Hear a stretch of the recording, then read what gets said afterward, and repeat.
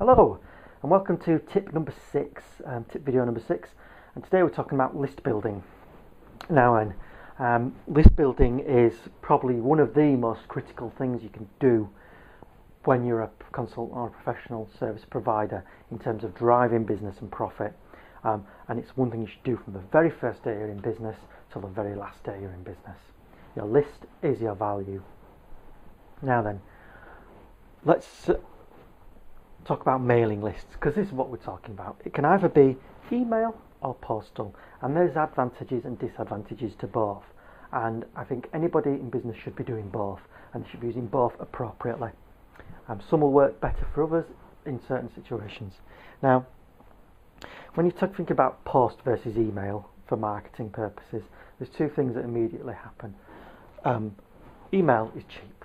It's really cheap, especially when compared to post. It costs next to nothing. It's almost free, it's that cheap. But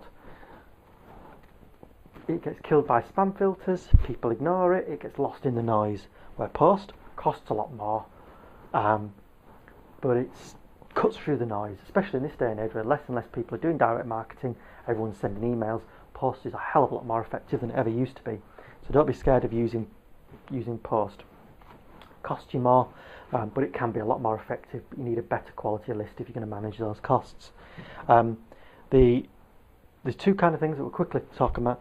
Postal, you can go around to, if you know your client base, you know who they are, you can do some postal skimming. You can go to websites, get their address, get the name of the person, write to them. If you do that with email, it's spamming. Do it with post, it's business building. That's the difference as well. People are a lot less irritated by direct mail than they are by spamming emails, so just bear that in mind. But how do you go about building a list? Let's talk about email lists first. Now, if you're just starting out and you've got no lists, then a joint venture is probably one of the quickest ways of building a list quickly, and I'm going to give you some more specific information about that in a minute. The other way, and the way that most people do it when they're starting out, is people give you their business cards when you're out and about, and keep those business cards. They've got an email address on. It's a tacit invitation for you to send them information. They've said, here's my card, I expect to hear from you. So keep those cards, get those email addresses and postal addresses. It should be part of your monthly process. At the end of every month, you should go through all your incoming business contacts, leads, new business, and make sure you're capturing the emails from them. Don't just leave the email in there, make sure that address is captured and pulled out in some way. So every time, and there should be certain stages which you do it at the end of a project, or the end of every month, go through your new business. There's got to be some process in which you go through those emails and pull off the addresses and put them into your database. Especially customers, if they're already buying from you, make sure they buy again, keep them in touch. The other part is capturing people's addresses through your website.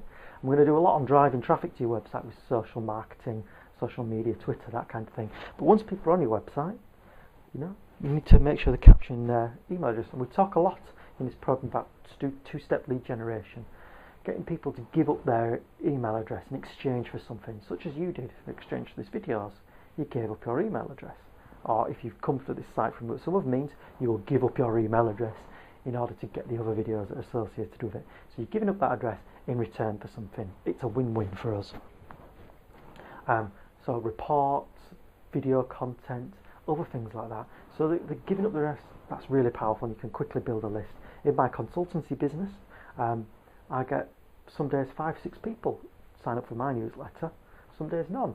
But I've got a big list and a big, well-targeted list that I market to, and that's so many times. When business is sluggish, you can mail your list with a promotion, and bang, you're back in business, you're back working. If you don't have that list, it takes far too long to do it. Now, when it comes to managing the list, when you first start out, you'll just keep your emails in a spreadsheet or in Outlook or something like that, and you'll email them manually. And that can work, and that's got its place. Even when you've got a massive list, you can still send that personal email to clients and trusted that you've worked with time and time again, can elicit business. But I would advise anybody from a very early stage to start using some of the online solutions, such as Aweber, which is an online automated auto mailer. and that's really powerful. They will keep your list, manage your list. You can send bulk emails through their service, so you don't have to do it through your Outlook, which is just frankly a pain and tedious. You won't realise how painful it's tedious until you try and send out 1,000 that way, and then you'll quickly realise.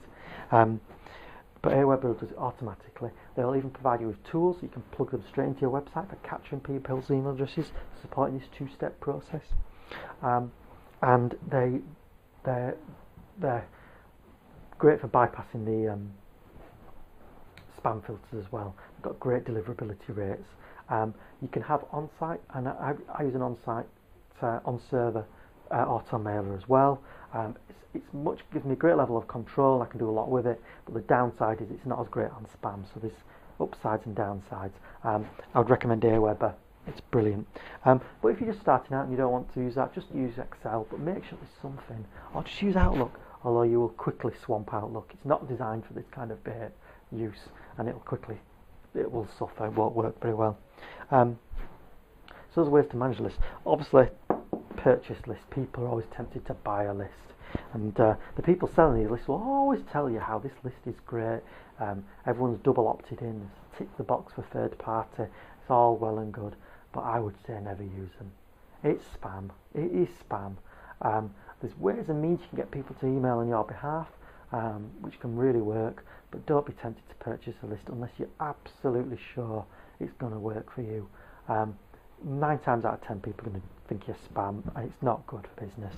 But there is a place for it. It's just not going to work for me. That's a decision I've made. You can make your own, but I would advise against it. But as I said earlier, joint venturing is one of the best ways of building a list. Let me just get a drink of water.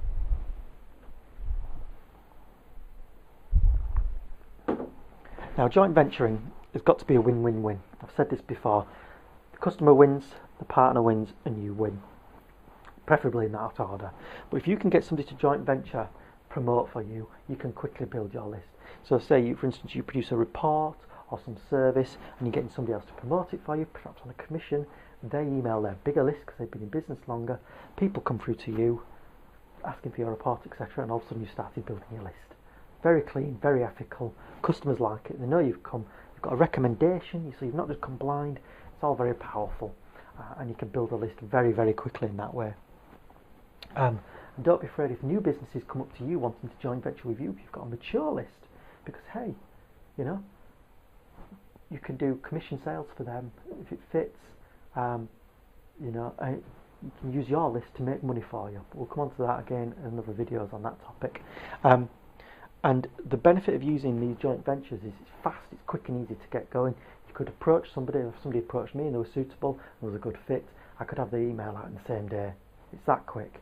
And they're highly targeted. You know the people that are on their list, you know their client base, you know that they're going to work for you. It's not just some random number of people. It's targeted at the right industry, right customer base. So joint ventures, really powerful, quickly build some work, don't overlook them. Now then, postal addresses.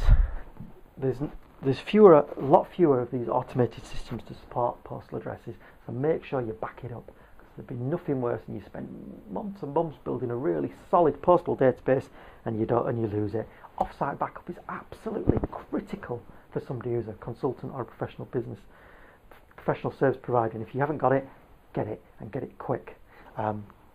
Off-site backup, not talking about backing up to a hard drive that's outside your laptop, off-site.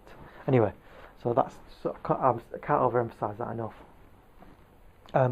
But the way to capture postal addresses is you can convert from your emailing list by asking them, by distributing some bonus, some information, some report that's done by post. So to do that, they have to give you their address to send things out.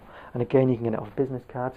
You can buy lists in this one. I would say, yeah, buying lists for postal addresses, that works, that's ethical, that's great. Don't be afraid of that. Don't purchase for email, I would say, but don't be scared of purchasing for mail. Again, it's expensive and you've got to test and you've got to really know what you're doing. Buying postal, doing direct mail, and we'll do some videos on this, but it is a 2-step process. Test in a small group, make sure the economics work before you roll out. Don't just send 20,000 letters, lose money.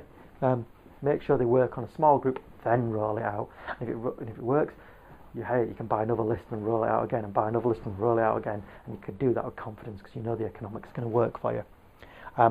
So again, the two-step lead generation works really well for that. People giving you their address, and as I said, it cuts through all that noise that email doesn't necessarily do. So to recap, list building is an absolute critical function of your business, because having that list that's just basically a bank account full of money. You can just turn it on and turn it off, that money tap. But if you don't have that list, you don't have anything. Postal and email, they've both got the place. You need to be capturing both where you can. When you're doing capture for your email, don't be tempted to pad it and say, I want your postal address, because it puts people off. Short forms for capture: name, phone number, non-compulsory on the phone number. People can be funny about leaving phone numbers, and email. That's all you want. Use other systems to upsell them to giving you a postal address, or if you're giving them something that's really valuable, like sending a DVD or something like that, then people are much more likely to give you their postal address. And I've got some tips on that, kind of how you make that process work without costing you money as well. Again, another video. I know I keep saying another video, but there's so much to fit into these videos, and I try and keep them under 10 minutes, so I just can't go into that level of depth on each and every one. But that's about it for list building. It's all about taking your visibility, and these people are your prospects, and list building will help you turn these prospects into clients, because it's all about timing. If you don't have a list, you've got to hope people are in the mood for buying. If you've got a list, you can go back to them when they are in the mood or in the market. Okay, so thanks for this. Please send me your feedback. Let me know how you're getting on. I just know you're going to be implementing these things in your business and making a difference. So thank you for your attention, and look out for the next video coming soon.